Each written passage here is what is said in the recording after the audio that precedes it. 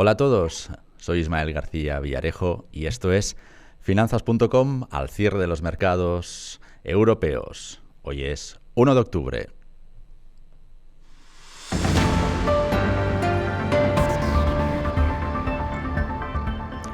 Josep Codina, analista de la revista Inversión. Bienvenido en la distancia al centro de noticias de Finanzas.com. ¿Cómo estás?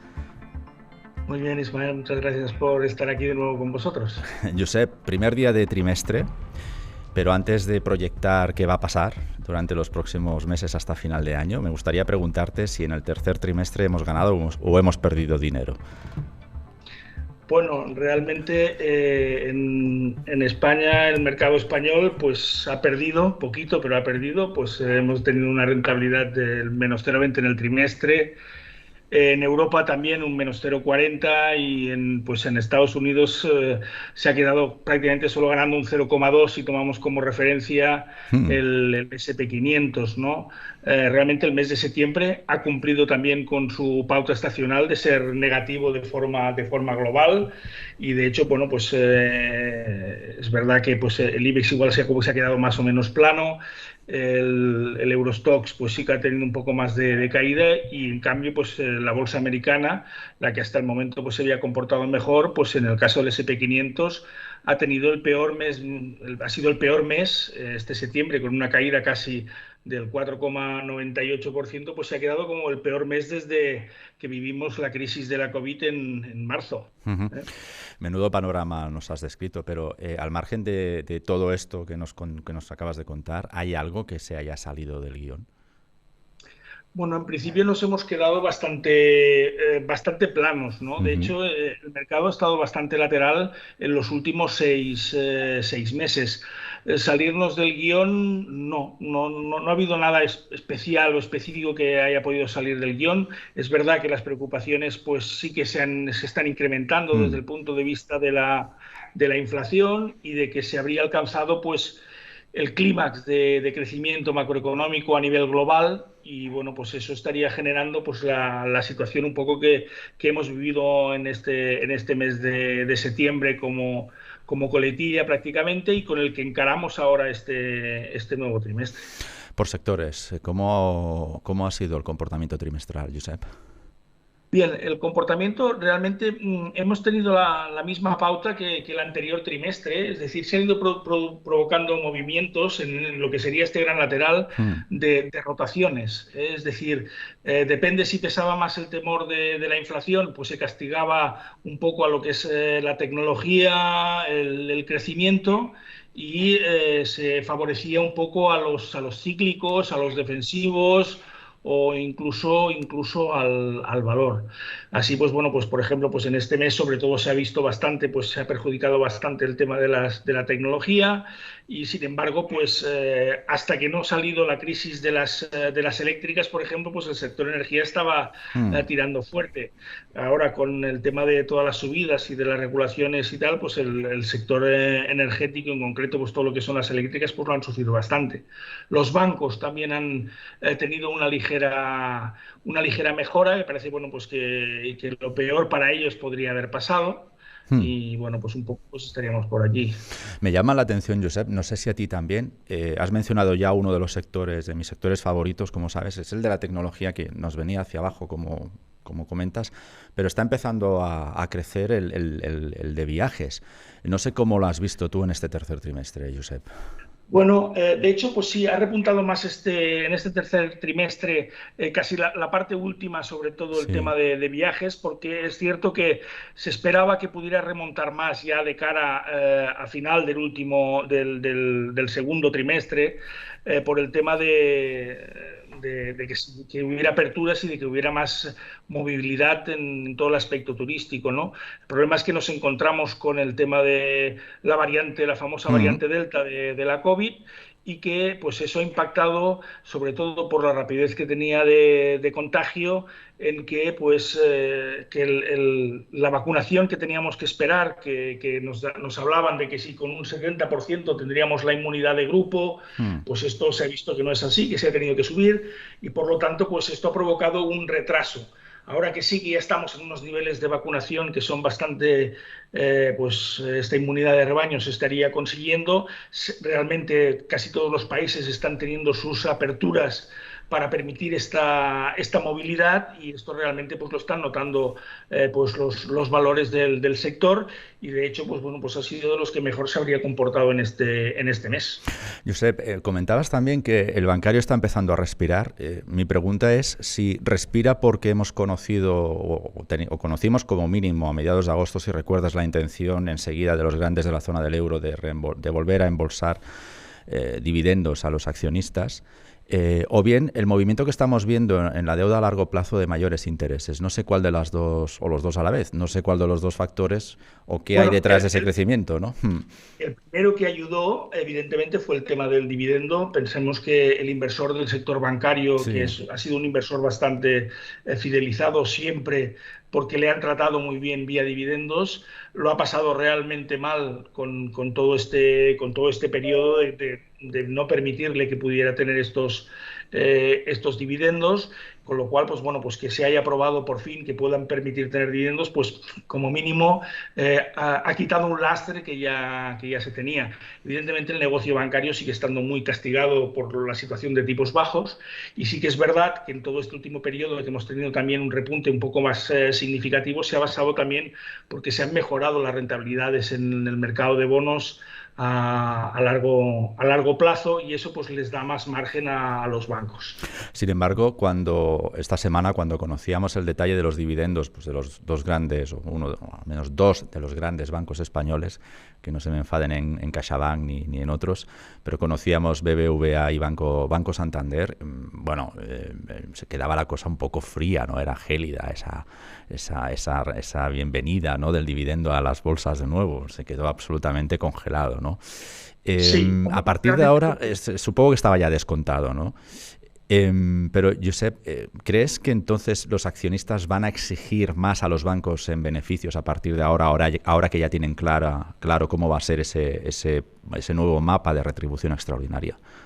exacto, yo creo que se tienen que poner mucho las pilas en Ujú. obtener, en la optimización de todo de su negocio, que yo creo que una buena parte de la pandemia y de este periodo pues les ha exigido esto, la modernización, la digitalización, todos estos procesos que les han estado comiendo pues un poco la oreja, Ya. el tema de todas las fintech y todo esto, les ha obligado a ponerse mucho las pilas. Yo creo que por ahí van a tener una mayor exigencia de cuáles son sus proyectos en sus inversiones en el extranjero, sobre todo, y también aquí si van a obtener beneficios o si tienen que rentabilizar más para poder incluso, pues, aunque sí que es verdad que tengan marcada su política de dividendos, de ver si pueden ofrecer sorpresas positivas de cara a incrementarla, ¿no? Sobre Ujú. todo para compensar todo este periodo O sea, que no han tendríamos que estar podido. también atentos a las posibles recompras que se puedan anunciar, por ejemplo, Josep.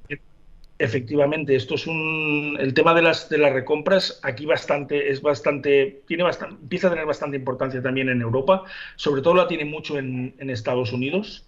Ujú. ¿Vale? Por ejemplo, ahora estamos en pleno, una de las posibilidades o de los factores que ahora tenemos que en estos días pueden pasar un poco de factura también al mercado, es que estamos en el periodo de blackout, es decir, que como empiezan a publicar resultados las compañías, Ujú. pues desde 3 semanas antes hasta 3 días después que no publican resultados, no les está permitido legalmente comprar sus propias acciones o seguir con sus planes de recompra. Y eso que era un colchón importante para el mercado, pues no lo tenemos ahora hasta bien casi la tercera semana de octubre. Ujú. Beneficio y recompras, claves para seguir los bancos los próximos meses. Antes de preguntarte por cómo crees que serán los 3 meses que nos queda de año en bolsas, en mercados en general, sí me gustaría que repasáramos un sector que ya has señalado tú, que era tradicionalmente un oasis de tranquilidad, que es el de las energéticas, evidentemente desde el punto de vista del inversor, con sus dividendos más o menos fijos, y, como decías, también valores defensivos, ¿no? Todo esto cambia en una entrevista del presidente del gobierno en televisión española, cuando pone patas arriba todo el sector, anunciando la confiscación de hasta 2.600 millones de euros. Hoy hemos visto que Iberdrola lideraba no solo un grupo de eléctricas, sino también un grupo de accionistas ante la Unión Europea para pedir amparo ante estas medidas si es que el decreto ley acaba convalidándose en las Cortes. ¿Qué meses tenemos en adelante para el sector energético? Y desde un punto de vista inversor, Josep, ¿en qué crees que nos tenemos que fijar para saber si es oportuno o no invertir en estos valores? Bueno, está claro que han sufrido una corrección importante.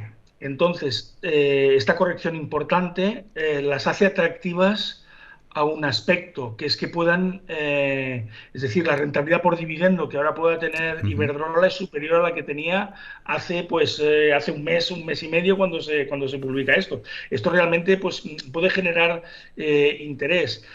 Ahora bien, por ejemplo, pues si hoy las declaraciones que hacían que iban a decir que las empresas no iban a realizar inversión en renovables, exacto, o que eso, bien, si ese dinero que igual yo entiendo que le están haciendo es un poco de chantaje por decir, oye, me limitas aquí, pues yo no voy a renovar mis redes o no voy a... eso es un juego de politiqueo.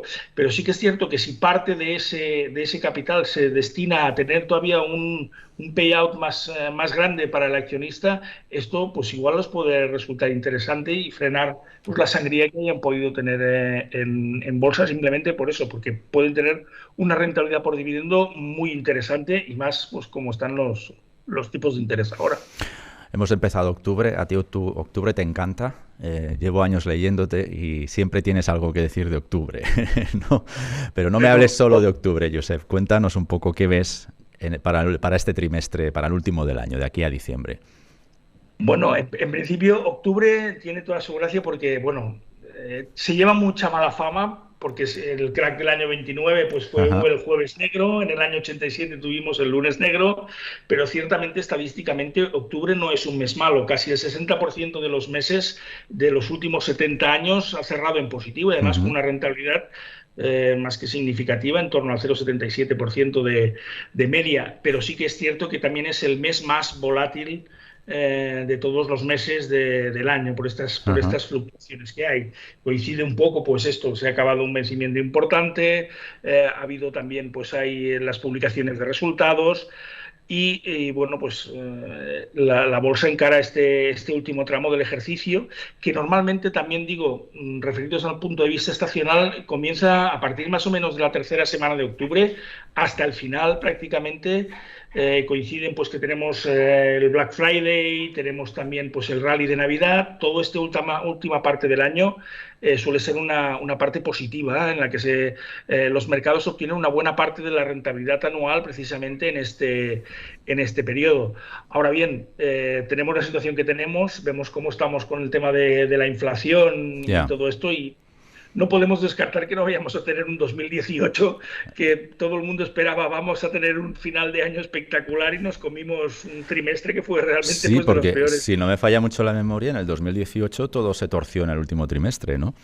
Todo se torció, a partir del 1 de octubre los mercados empezaron a caer y cayeron prácticamente hasta el 31. Ni rally de Navidad, ni Black Friday, ni nada. Es estadística simplemente, ¿no? Pero... bueno, en principio todo lo que sea dentro de la normalidad abogaría precisamente por eso. Pues vamos a ver si no llamamos al efecto 2018, si no lo invocamos, ¿no? Si no invocamos ese efecto, que no lo queremos hacer, ¿te atreves a avanzarnos? Ya sé que me vas a sacar ahora a la bola de cristal en tono de diversión, ¿no? Sí. Pero ¿te atreves a avanzarnos cómo acabaremos el año, Josep? Bueno, ya te digo, allí es decir, si no estuviéramos, la preocupación que tengo realmente es con el tema de la inflación y si eso va a obligar a forzar a los bancos centrales europeos a tener, a los bancos centrales en general, ya sea la FED o al propio BCE, a tomar alguna medida anticipada. En principio todo está previsto que pase hasta bien entrado probablemente pues el año que viene. Si no hay ningún desgabello por aquí, pues yo entiendo que la sensación debería ser positiva. De hecho, hay buenas perspectivas, es decir, las empresas, es verdad, las han castigado ahora las tecnológicas, pero siguen ganando dinero, el mundo sigue creciendo, el problema de la inflación lo está generando un cuello de botella. ¿Por qué? Porque la gente está demandando y no hay oferta para cubrir, es decir, la economía sigue en movimiento y sigue buscando ese crecimiento. Eso, en principio, si está bien encauzado, debe favorecer a que los mercados continúen con su subida. Y rápidamente, Josep, ¿el IBEX a 9.500? Bueno, esa sería la clave. Ujú. Esa sería la clave para poder tener un buen final de año. Es decir, y yo creo incluso el IBEX es un índice que se suele mover muy rápido cuando se mueve. Cuando se estanca, pues también somos capaces de estar en un rango durante mucho tiempo. Pero es cierto que si consiguiera romper, marcar nuevos máximos anuales superando los 9.500, yo incluso me atrevería a ir un poco más hasta casi hasta los 10.000 o los 10.200 para recuperar los niveles en el IBEX normal, no en el IBEX Total Return, de niveles previos a la pandemia. Como mínimo, pensamos que estamos retrasados respecto a eso. Josep Codina, analista de la revista Inversión. Por cierto, que nos tienes que contar de la portada de esta semana, El pueblo toma el poder en las bolsas. Pues me parece muy adecuada porque realmente es, o sea, un poco la estructura de mercado que estamos viendo es una estructura que está dominada en este momento por algo que no había sucedido nunca. O sea, realmente esto es así. El inversor minoritario en este momento, el inversor individual está teniendo pues un comportamiento que le ha llevado a los mercados por la situación en general, plataformas, facilidades, todo lo que sea, que le está haciendo ser muy activo en los mercados. Y bueno, pues si los grandes inversores o los inversores institucionales pues se están quedando un poco en margen, el mercado está en sus manos. Es Codina, una revolución popular. sí, exacto. No sabemos si bolchevique todavía, es el debate que tenemos, pero una revolución como No, mínimo sí tiene, sí lo parece, ¿no? exacto. Codina, Sí, muchas sí. gracias. A vosotros. Y a vosotros, amigos inversores, recordad que tenéis el minuto al minuto de los mercados en finanzas.com. Volvemos el lunes. Muchas gracias, como siempre, por el privilegio de vuestro tiempo.